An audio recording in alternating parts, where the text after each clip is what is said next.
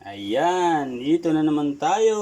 Magluluto tayo ng ayan, adobong kangkong. Ayan.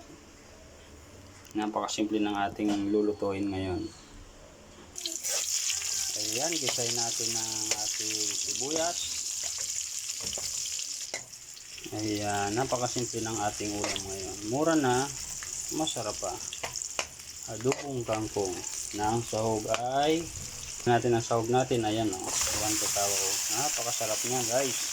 Timplado na yan. O, diba? Ayan, lagyan natin ng konting paminta. Ayan, okay, pampabango.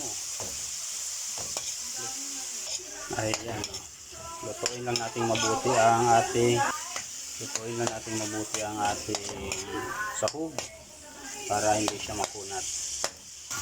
Ayan, luto na yung ating sahog. Ayan, lagay na natin ang ating gulay. Mamaya ang sawap na yan. Minsan. Ayan.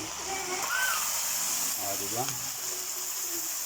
Napakasimple lang ng ating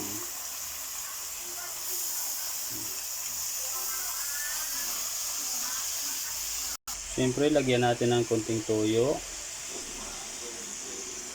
Ayan. Dito toyo, ordinaryong toyo. Ayan. Ayan, teriyaki sauce para masarap.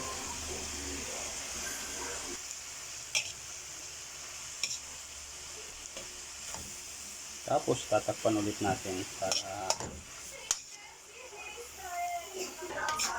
ayan, luto na. Oh, di ba?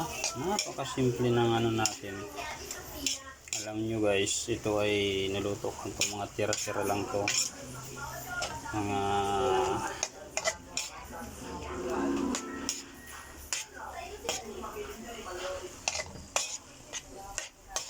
ang sawap.